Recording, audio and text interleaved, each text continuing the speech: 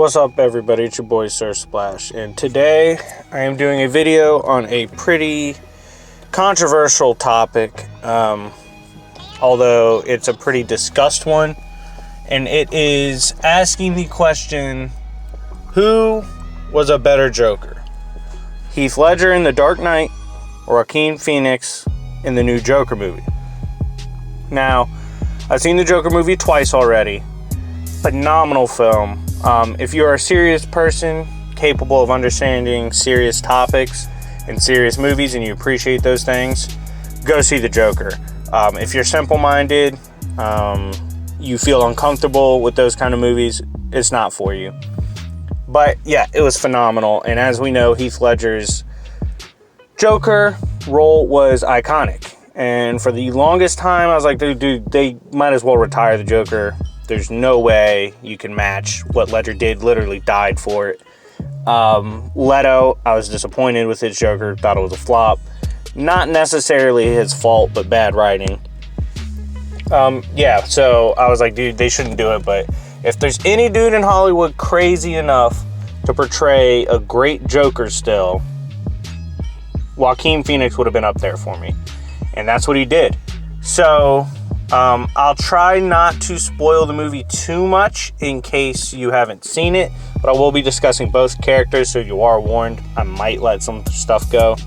But I'm going to go over 5 categories that I picked to define these characters on a scale of 1 to 5, and we will see who, in my opinion, based on how I'm scoring it, was the better character, Heath Ledger or Joaquin Phoenix. Now, the first thing we have to talk about is that these two Jokers are opposites. They just don't have the same purpose, same motivations, anything. They're almost completely different characters, both amazing in their own right. So it does make the topic kind of difficult because we're not comparing similar characters. They're actually completely different, just with the same name.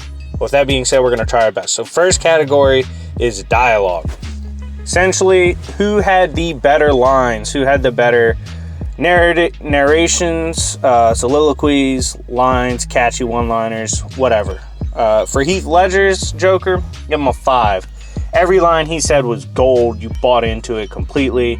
Everything from, you want to see a magic trick in which he slammed the dude's head through a pencil. He said he was going to make the pencil disappear. Gold. Him explaining in multiple different ways how he got his scars when he was clearly lying. Everything he said was magic. For Joaquin Phoenix's Joker, I gave him a 4. All of his lines were very solid, and he had some really powerful lines. And what I like is that the trailer didn't actually give away much, and they misplaced some of the quotes so that they're completely different in the movie and hit you a lot harder. But I will say Phoenix's lines still get a 4 because of the emotion behind them. You really bought everything he said. And a lot of times very powerful, especially towards the end. But so far, Ledger takes the edge in the dialogue category by 1. Going on to development. This is the character development throughout the film, how well the character was developed.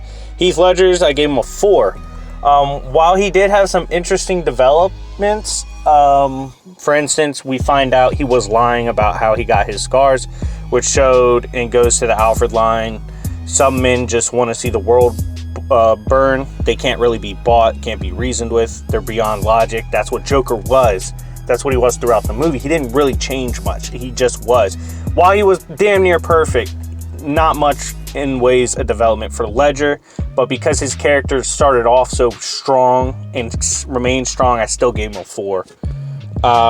For Joaquin Phoenix, I gave him a 5. The character development in the Joker for Joker was absolutely incredible. He was not a man that really wanted to see the world just burn. He was kind of caught in the burn. And we see how it eventually just wore him down until he became the Joker. And that development, that journey was the movie, and it was awesome. So I give him a 5. So we're tied right now. Moving on, we are going into impact. Basically, what impact did these characters have on myself as a viewer and on the story and movie? Both got 5s for me. Going over Ledger, like I said before, as Alfred beautifully stated, Some men can't be reasoned with, some men can't be bought, some men just want to see the world burn. Heath Ledger personified that. He was chaos personified. He didn't really ever give away his motives. He just wanted to get in there and mess everything up for everyone. He did not care. He had no attachment to emotions. He just wanted to break Batman psychologically and spiritually. Bane was more the physical one and the confidence, whereas Joker for Heath Ledger was just trying to get in his head and break his spirit, turn him into a killer. For that, Ledger was absolutely perfect. You bought into the fact he was crazy, but he was a twisted genius. Very hard to combat for Batman, because Batman relies on logic, breaking everyone down logically, whereas he finally ran into an opponent that went beyond logic, but still maintained a level of genius. Then we have Joaquin Phoenix with his 5 on the impact, because I'm not going to lie, I haven't seen a character in a very long time, possibly ever, on screen that captured true depression. That, you know, we've all been there before, and you really understood Phoenix and his impact when it came to his depression and dealing with it, and sometimes you just can't deal with it in the right way, and that's what built him into the Joker and the symbol he was throughout the movie. It was definitely way darker than Ledger's Joker, and he wasn't the man that wanted to see the world burn. He was just sick and tired of the world burning around him and no one caring, and so he wanted people to care.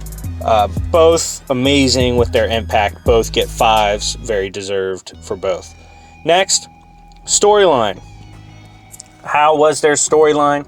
How they played into the storyline, the consistency of the storyline, plot holes, you know, was there any of that? No, I give both 5s. Amazing stories. I'm not going to spoil the Joker for you people, but his story was very consistent, not much in the way of plot holes. Although at one point with a gun, I believe he fired too many times, he should have been out of ammo. Whatever, little things like that. If you've seen any old Steven Seagal movies, that asshole had like 50 rounds in a 12-round magazine. So, I mean, that's not a big deal. But the story was perfect in sync, flowed perfectly. And Heath Ledger, Dark Knight storyline, doesn't get any better than that. Not just for comic book movies, but for movies in general. Both get 5s. Both had perfect storylines that flowed completely, consistently, kept their characters very consistent. Even if it meant their characters were supposed to be inconsistent, it was done beautifully. Last, the deciding factor, essentially. Replay value. So, between the Jokers, which one had the best replay value? First, we'll look at Ledger. For Ledger, it's a 5. I mean, every time I watch Heath Ledger's Joker, it takes my breath away. You know, you just want to shed a tear for the fact the man gave so much to that role, was so in sync with being the Joker, with being the Madman, with being chaos. Unfortunately, cost him his life. You know, got into drugs, bad habits, for the sake of the role. But you bought it, man. He was the Joker. Everything about him. He was psychotic, but still maintained that pretty much level head. He was there to just completely disrupt everyone else around him while remaining himself composed. He had almost everything planned out in his own way, even when it went wrong. And he was Batman, except crazy. That's what made him awesome. That's why people currently like characters like the Batman Who Laughs. But Heath Ledger's Joker, replay value. You can watch Heath Ledger's Joker any day and be completely happy watching it. You're just like, dude, I know. You understand you're watching something special. Sort of like if you watched old Muhammad clips of him boxing, you watch LeBron highlights, Michael Jordan buzzer beaters, you understand what you're watching is greatness. And you appreciate it, and it's a lot of fun, and I give him a 5. Now for Phoenix, his Joker and his story and his movie, not nearly the same tone. Completely depressing. One of the most depressing movies I've ever seen, but in a glorious way. Captures a man really falling apart while trying to maintain himself and maintain the idea that he's not falling apart. He's actually going to be going towards a happier end, and you want him to achieve that. But you know, and he's starting to realize that's not the case. He's going to end up the Joker. Very sad, but very good. However, I give him a 4. I give Ledger a little more replay value.